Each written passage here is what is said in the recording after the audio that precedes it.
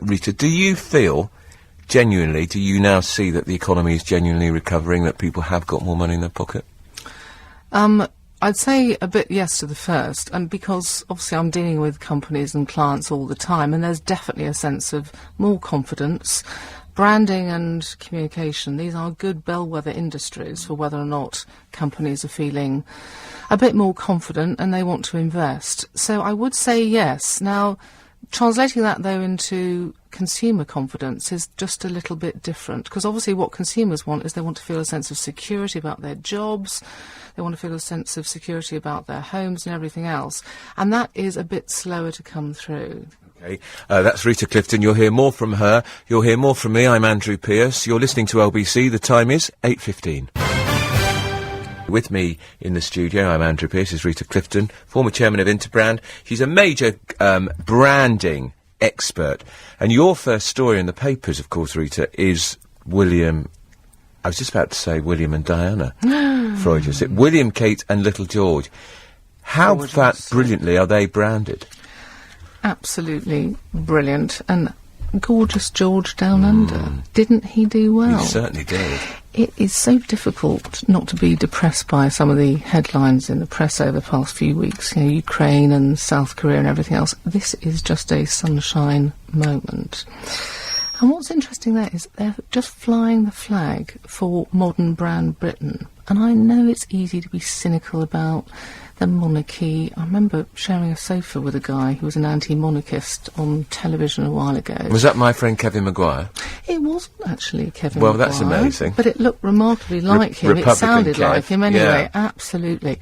And he was scathing, he was saying, I don't want us to be symbolising this about Britain, its old world and everything else. However, whatever Kate wears sells out in an instant. She's a fantastic fashion platform, walking fashion shop front for British, she is doing a fantastic job, and of course having that cuddly little baby under her arm. What a secret weapon he is for the royal family. An absolute secret weapon, I really do agree. I think the other thing just to mention is that she's shown her fun side on this trip, Kate, hasn't she? She's been secretly clicking her heels and she's smiling.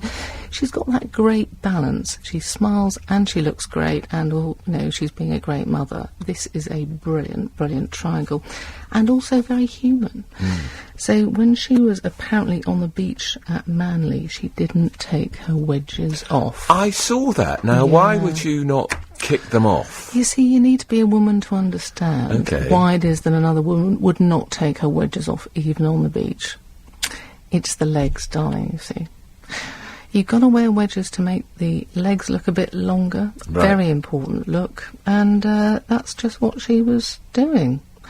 So I sympathise with her. I totally understand what it is. So do you wear wedges on the beach, Rita? I'd rather not say whether I... Of course I wear wedges on the beach. But anyway, she is human, she looks great, she's a great mother, and she's a fantastic ambassador, and we should be very, very glad to have her. And there are pages and pages in the papers again today of the Royal Tour, are there not? I know, little George's chubby cheeks. It's so difficult to resist him. But, people talk about the soft power that this brings us, the soft power of brand Britain to have these, the royals and interesting figures and everything else. There is nothing soft about the hard economic value that this stuff brings to Britain. I mean, this is endless free advertising for Britain, attractive young people, and what's more, as I say, it's about tourism, it's about tourist dollars, and it's also about, selling the stuff that Britain makes really well around the world. Okay. This is good for us all. Very good. That's Rita Clifton. Lots more from the papers from her. Let's go back now to your calls on the economy. So the Bankers Association are lauding the fact, praising the fact that we're borrowing more through personal loans from banks, and overdrafts are growing and more people are borrowing on their credit cards. Beware if you're borrowing on your credit card, because interest rates can be up to 14%. Outrageous when the base rate is 0.5%. So I'm asking you this, do you feel better off, or is it smoke and mirrors? Are you reluctant to spend? Are you worried about your job?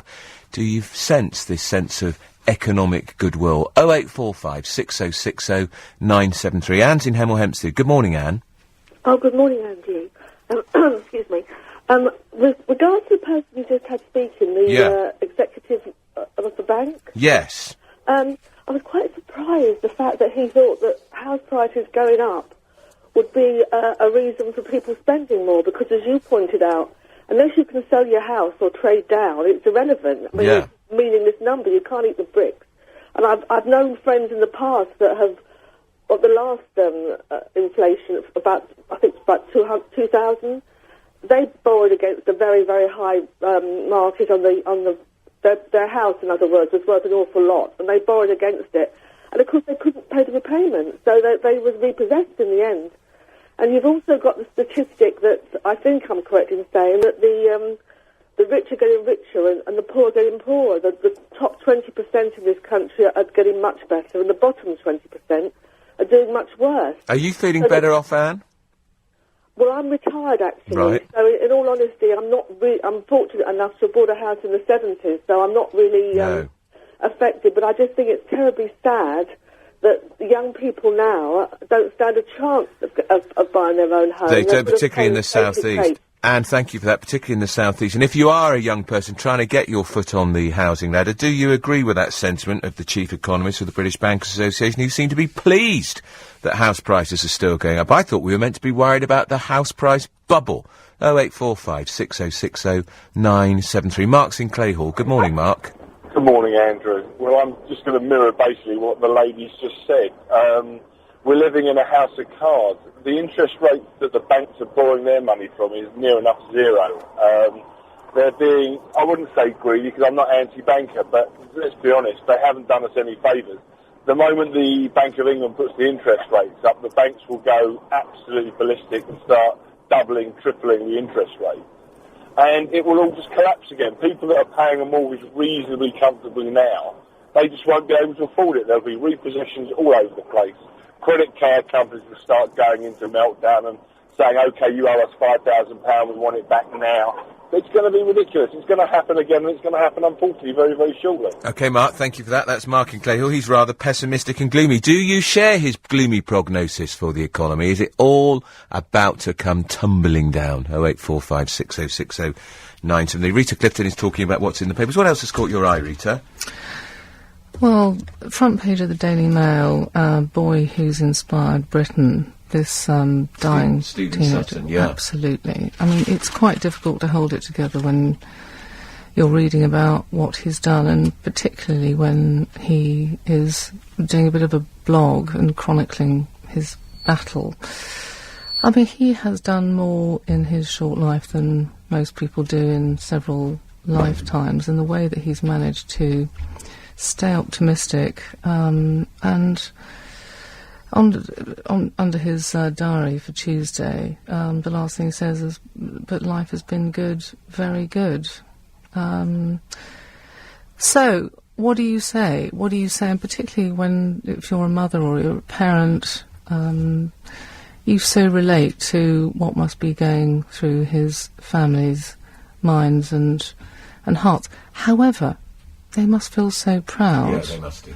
So proud of their son. And they themselves are, they're a very, very sympathetic, empathetic couple, and they've clearly brought him up with a very, very positive mindset, and that's the best thing you can do for your children.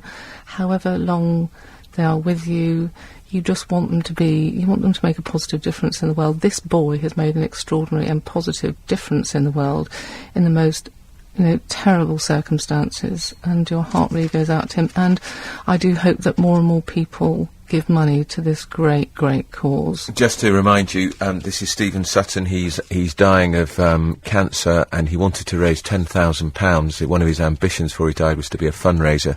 The appeal has now reached £2.5 million, and this little cancer charity that he's supporting normally generates £12 million a year, already £2.5 million. And rising every day. Stephen Sutton, he's in the front. It's the front page in the Daily Mail, double page. It's a fascinating read. Be warned. Get your tissues, because it's also sad too. Reviewing the papers for me is Rita Clifton. I'm Andrew Pearce. You're listening to LBC. It's news time. It's 8:30. Andrew Pearce on LBC. Delighted to be with you here until 10 o'clock today, and I'm asking you what you think about the statement by the British Bankers Association. They're cock-a-hoop, you know, that people are getting into debt. They've hailed the fact that personal loans and overdrafts are growing for the first time in 5 years as a clear sign of rising consumer confidence. They're rather pleased about the rise in house prices.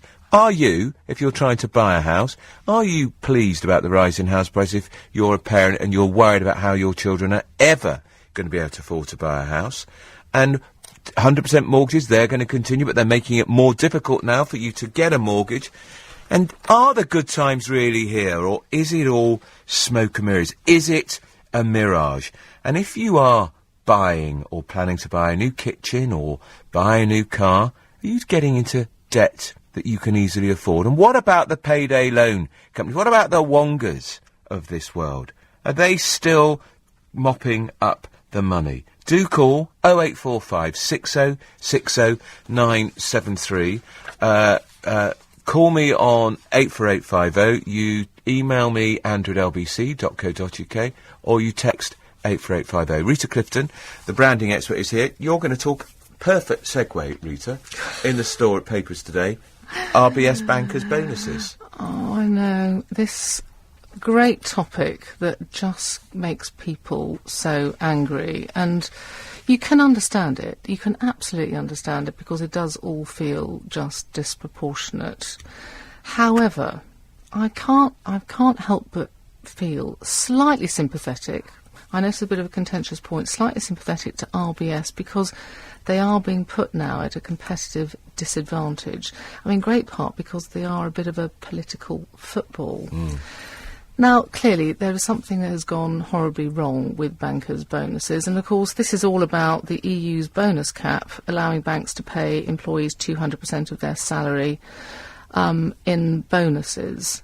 Now, RBS is being blocked from doing that. They've had to drop their plans. This is by the Chancellor of the Exchequer, yeah. Absolutely.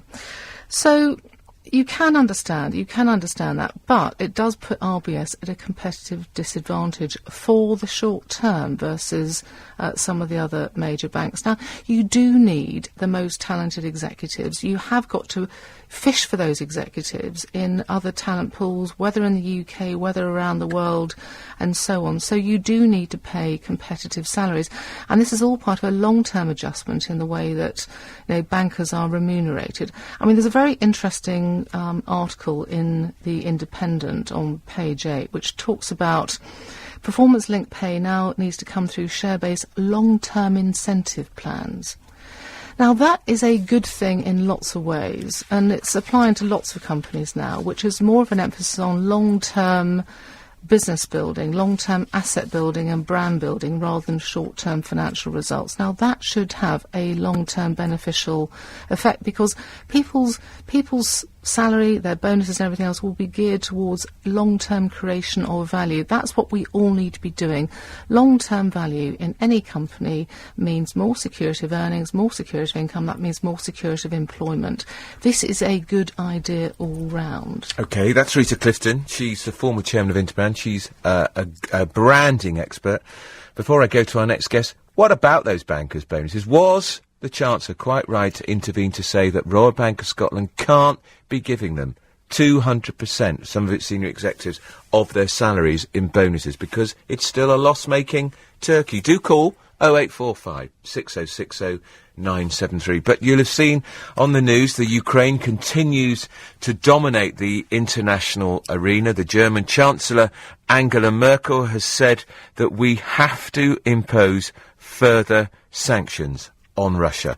Let's go over now to Sam Kiley, who's the Sky correspondent in Donetsk. Good morning, Sam. How are you? Well, I'm here watching with some fascination how the very relatively small minor local events can reverberate with such bellicose language right across the world. But having said that, there has been a significant new development, which is that Russian Air Force has been probing Ukrainian airspace, clearly with the intent of lighting up the air defences and conducting reconnaissance. And that is in an atmosphere in which most of the information coming from both sides is utterly untruthful. we at least know that that has happened and that that is a significant threat to Ukraine. The Ukrainian Prime Minister has talked of Russia wanting, Sam, to start a third world war. Yeah, you get a lot of this fervid rhetoric, among others, from President Obama, who it was nearly 2 weeks ago when he said that if it came to a fight, the NATO and the Americans would prevail in a conventional war against Russia.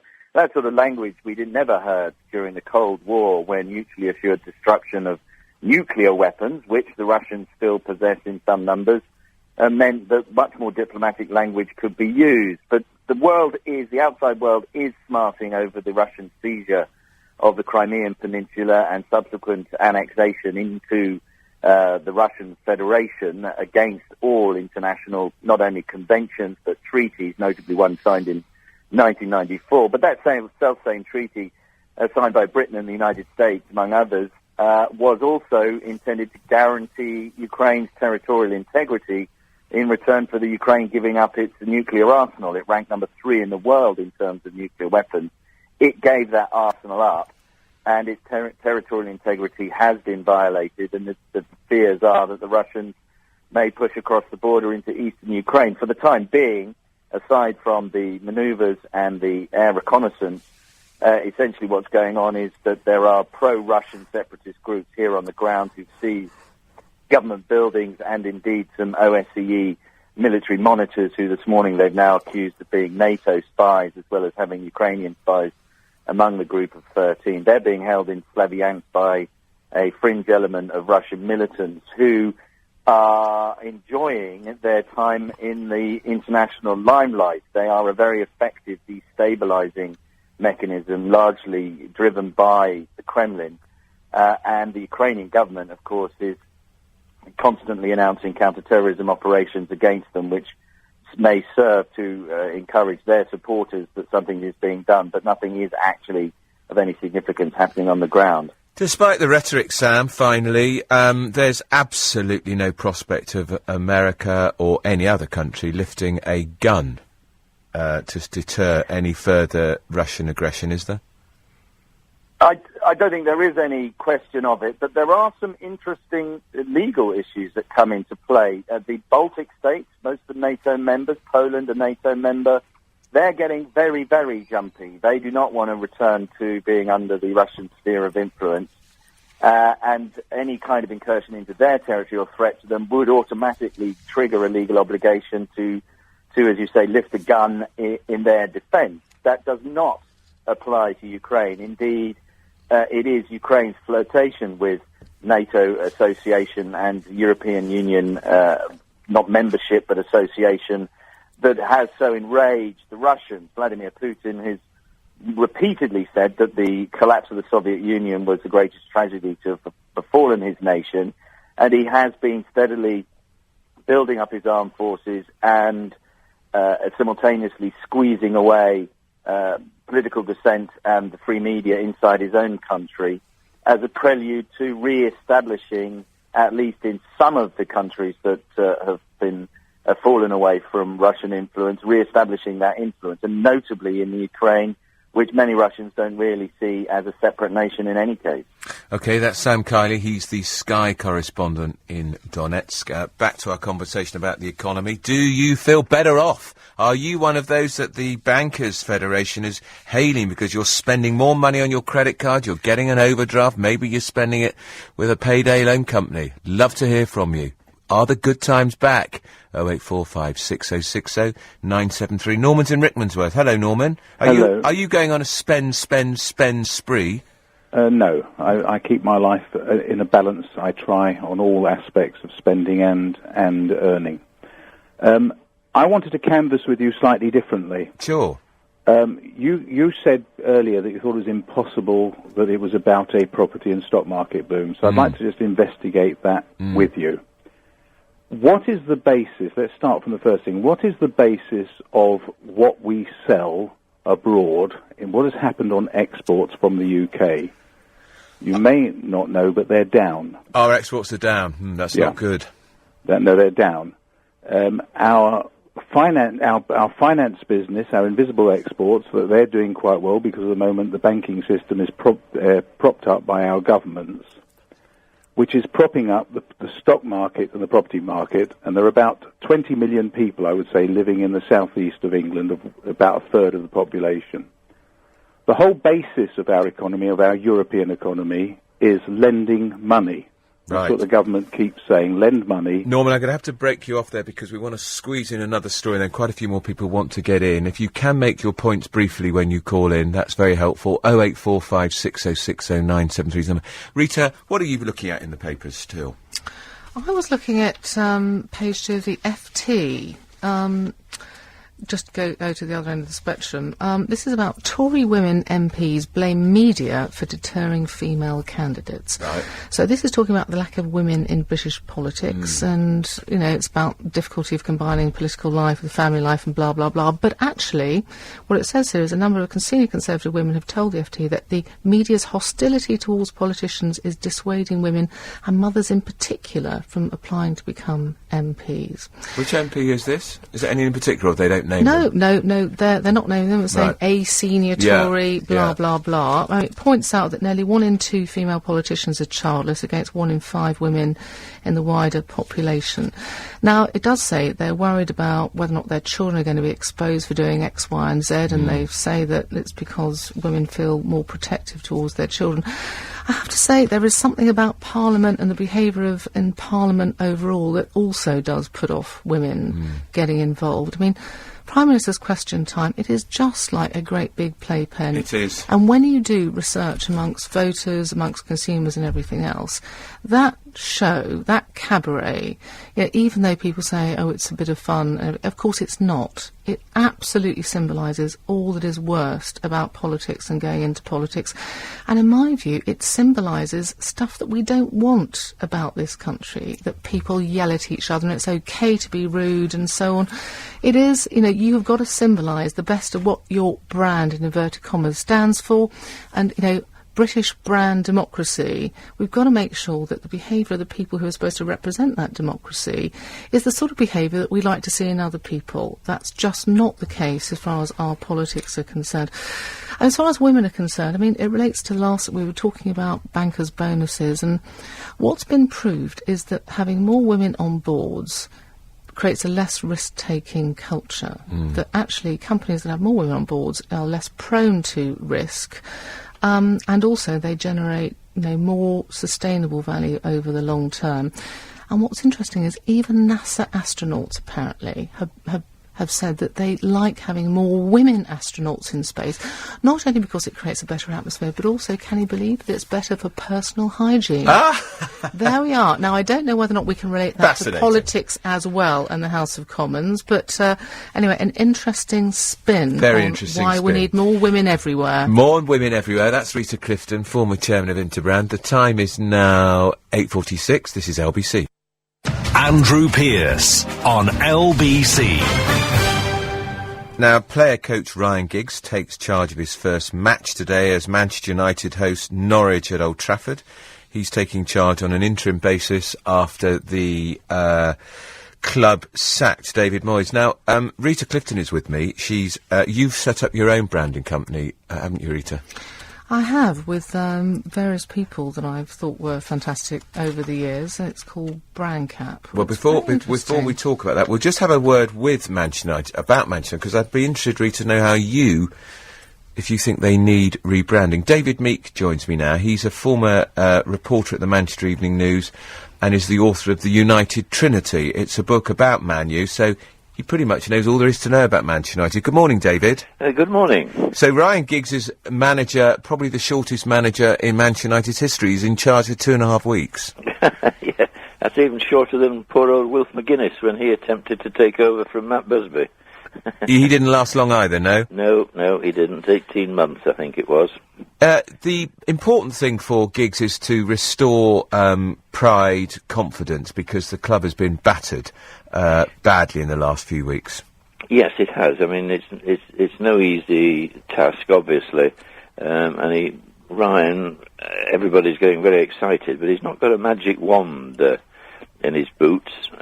So I think think people have got to be prepared that it might not be instant success. Having said that, the fans must be positive, players must be positive, and Ryan, of course, is being positive because he's only got 4 games. At least those 4 games are winnable. Norwich today, Southampton, Sunderland, Hull. They're not the biggest giants in the Premiership, so he could pull it off, and then the club have got some heavy thinking to do. And David, just this question, I'm puzzled because Sir Alex Ferguson, the giant that was the previous manager, was heavily involved in his succession, and I read he's going to be involved heavily in deciding the successor to David Moyes. Shouldn't he be kept right out of it? It's like having a former Prime Minister still serving in the Cabinet. Yeah, I think you're right there. But you see, the problem is, who's going to tell him to keep right out of it? Is a director, which I think was a nice gesture when he retired. But I suppose it's Ed Woodward as the chief executive to tell him that he's not required, but it's a brave man who would tell Alex Ferguson to butt out, wouldn't it? Absolutely. That's David Meek. He's author of The United Trinity. It's a book all about Manchester United. Rita, your company you've set up is called? It's called Brandcap. And the sort of companies you're branding? Oh, the widest range of companies, so from global fashion retailers to luxury brands to construction businesses and a whole range in between, including financial services. So, what would you suggest needs to be done at Manchester United? They've had a torrid time. They have had a torrid time, but this is a great brand. It is a great global brand. The issue is that brand is built on success, and it's built on winning. It's also had an element of style about it. Now, the problem is that when you've got a chief executive, and that's really what the manager is, attached to any football team, for any business, you've got to make sure the chief executive symbolises all the best values of that brand. Alex Ferguson symbolised so much of Manchester United, this sort of clarity, this sense of success and winning. And the problem is that David Moyes has not really radiated that same sense. Now, it's a big challenge because, we're judging him by short-term results, and if you're not careful in business, if you judge by short-term results, you can make some very, very bad decisions. But he didn't smell like a winner. And the problem is, you need to be professional in the way that you choose your chief executive, again, that symbolises the brand. And I suspect that the old one, i.e. Alex Ferguson, however brilliant, is not the best person to do that. He should be kept right out of it, shouldn't he? Well, he should, and you wouldn't have that in any normal company, that the chief executive chooses the next one. Because, frankly, it's normal human behaviour that sometimes, deep down, you don't necessarily want your successor to be absolutely fantastic. Now, you would hope that's not the case, but, you can't be objective, let alone any of the human elements. Before we go to Nigel Farage, who's in the paper today, because I want to know what you would do about branding him, let's just squeeze in another call on the economy and bankers. George is in Sutton. Hello, George. Oh, good morning. Thank you for speaking. Pleasure. To me. Maybe I'm being stupid, but I always understood that a bonus was given for doing a good job, not losing billions.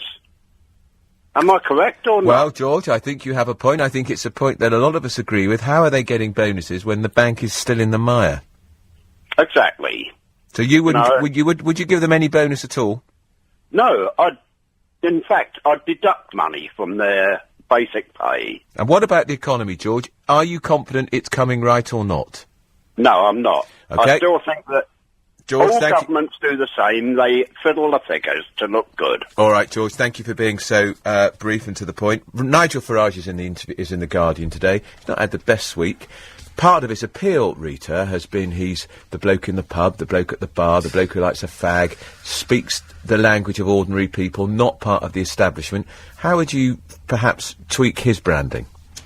I don't think he needs tweaking. He might need slapping from time to time, but I don't think he needs tweaking. He's doing a fantastic job. And we talk about, the leader needing to symbolise all the best values. Well, if you like that sort of thing, he does it very, very well. I mean, he's got this element of saying the unsayable. He is the bloke in the pub and everything else. I think what's interesting, though, is I feel as though he's been rattled for the first time Yeah, I agree. over the last few days. I have not seen him look quite so nervous as when he was asked questions about his wife. The German wife. Absolutely. Because, of course, his ad campaign says that unemployed EU citizens are coming here to take our jobs. When he was asked, well, didn't your German wife take a job? He did get very cross about that. He did get very cross. I mean, you know, he has got this element of, you know, ordinary person, drinking beer, smoking fags, all that kind of stuff. However, he does symbolise, I think, something very important. And even Caitlin Moran, who's, you know, the Times columnist, who is, you know, a new wave of feminism. She's an extraordinary woman. Even she says that Nigel Farage, in a perverse way, is very good news, because what he shows is that somebody who talks sense. And clearly, it's only sense for a certain number of people as far as UKIP are concerned, but someone who relates to people that ordinary people can connect with, can really make a difference in politics, and they can take politics to a slightly different place. He does say the unsayable. He does symbolise lots of stuff that people think are very important, even though it's a minority of people. So I do think there's something interesting there, and the fact that he can be so open about views is good for politics in many ways. Maybe we just need more people saying stuff that is a little bit more positive. And can you just tell me in 20 seconds, because we've then got to break, collect to the time, the shop where the customer is always wrong. Oh, isn't this wonderful? Wanted, the Basil Fawlty of Village Retail. This is the shop where the customer is always wrong seat staff. This guy has advertised for people who are apparently able to feign genuine interest in hearing the same customer story every day, 6 days a week. How lovely. Just goes to show that irony does not work in print, because this guy was sort of joking. Yeah, and where is the shop? This shop is in Sutton, Scotney, near Winchester, so possibly best avoided. What do you think? Or maybe we all ought to. I think we all ought to go. Applaud him. Rita Clifton has reviewed the papers. Your company is called, Rita? Brandcap. Brandcap. You will come and see us again. I would love to. Thank you. Well, I hope you do. Now, still to come. Now, still to come. Now, still to come. Now, still to come. Now, still to come. Now, still to come. Now, still to come.